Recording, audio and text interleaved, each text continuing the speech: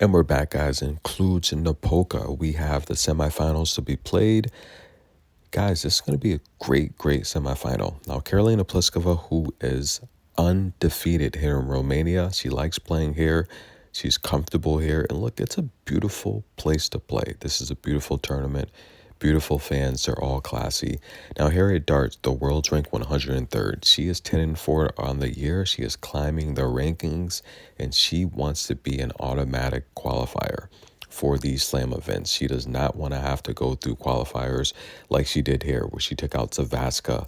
She's on a 5-match win streak. We saw her take out Anna Bondar in the first round, Elizabeth going 3 in the round of 16, and Nuria Diaz last time out. I've never lost a pick between Dart and Nuria Diaz. They've all been even money picks, and they've all won, several of them, 3 for 3. Now, she did have 4 double faults last time out, but she did, for the most part, she handled herself well in pressure point situations. She had 17 opportunities to break Diaz continuously with the pressure, but she did give up 8 break points to Nuria Diaz. This is a matchup here where she hasn't done well against Pliskova. They played at Doha last year. Pliskova won that in straight sets in a blowout fashion. Karolina puts a lot of pressure on her opponents with her first serve. If she's not getting an ace, she's making it tough to return with her power.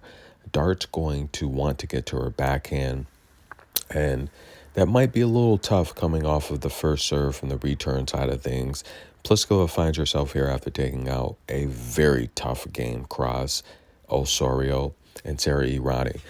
Pliskova's a classy woman. Now, she beat Irani pretty bad, and she said, it wasn't as easy as it seemed, She said Irani was very tough. She's so classy. She's a good ambassador for the sport, and I think she's a good peer to just help these younger ladies on tour and just guide them right and educate them on the business and how things works.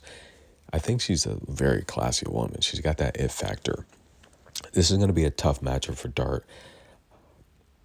Pliskova is just going to put so much pressure on Dart. Dart's going to have to play a perfect match, but what she's going to have to do is she's going to have to get to the short ball, and I don't think she's good at redirecting. I don't think she's good at absorbing pace, and I don't think she's good with drop shots or slices that can really get the giant Pliskova coming forward where she can hit passing shots. I just think her two-way play needs a little bit work. I think it would help if she played a lot more doubles, but I just don't think Dart wins this match. So Pliskova's the pick here to win. And next up, we have the main event. Anna Bogdan taking on Jaqueline Cristian. Now, the question here is, did Anna have enough time to recover? Now, literally, if Dart and Pliskova, if that match goes 2.5, 3 hours, that could buy her some time, but I don't think it's really going to help. Essentially, she had 16 hours to handle all of her recovery duties, get rest, and be on court to play this match. 16 hours. Is that enough? Well, okay, she's going to need at least 8 to 10 hours of rest, possibly. So I don't think it is. I don't think it is. Anything less than 8 hours of rest, I just don't think is enough time to recover. And even then, she's going to wake up sore with pain. A grueling match like that against Roos is just so physical. She plays so aggressive. And watching that match, both ladies were tired. They were gassed. They were just needing more time to gather themselves for either serving or returning. And the X factor is waking up sore. It's like the pace that Jaqueline's going to push in this match, it's going to be brutal for Anna. And if Anna can't win this match in 2 quick sets, I just don't think she wins it. And the reality here is Jaqueline has been playing very physical. Jaqueline has the same style that all the players that Bogdan has beat, but she was fresh. She beat Alicia Parks, she beat Erica Andreva, and she beat Roos last time out. all of those ladies are very powerful. They play aggressive from the baseline, and so does Jaqueline. You saw what Jaqueline did to Clara Towson. She had Towson on the back foot defending with slices. That's not her game, okay? Sevastova's a good shot maker, didn't have the form. I think the match is going to be pretty similar. I think Bogdan's going to come out with her best 1-2 punch, and then as the match progresses, she's just going to get fatigued. Now, Jaqueline can hang there in these rallies. You know, she's a deep baseliner. She's aggressive. I do feel she makes a lot of unforced errors. But this is the type of matchup here where she's just going to have the power, strength, and stamina advantage to get the victory. I don't think Bogdan's going to have enough time to recover. I just don't. I mean, you figure once he handles all of her duties after winning that match, gets back to the hotel, gets gathered, situated, recovers with nutrients and liquids. What time is it? When is she getting around to sleep? She's got a game plan. She's got to speak with her coach. I don't think it's enough time.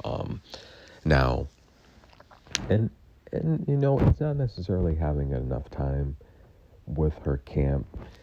It's how she's gonna feel waking up after such a tough match like that. That match was nearly 4 hours. That's a long time on court. I think Jackeline's gonna stretch the court wide. She's gonna make Bogdan work from deep. Bogdan's gonna have to put a lot more pop and power on these shots to stay in these rallies, and that's gonna drain her even more.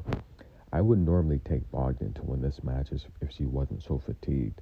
But I mean, last time out, that was just a very brutal match against Roos, who Roos was tired as well, if you watched that match. And both ladies were courteous and respectful of each other, giving the other enough time to go to their towel, to prepare themselves for the rally. I think it was a very classy, respectful match. Two great opponents. And I mean, Bogdan, she did serve well. She had 8 aces. She's going to need at least 10 aces if she's going to win this match, because she's going to have to take as much pressure off of the points, off of the rallies. She did lose 54% of her first serves and 50% of her second serves, and she gave up 18 breakpoint opportunities. She can't play like that against Jaqueline. And the pick is for Jaqueline to win this match by default. So I like Jaqueline on the money line as well as Pliskova. Those are the picks. Like the video, enjoy the match. Jaqueline's going to make her first final here in Romania. That's going to be pretty bad, pretty big for her. It's unfortunate. Bogdan has to just play in such a short recovery time period after such a grueling match. But Bogdan, look, this is her 8th semifinal of her career, and it couldn't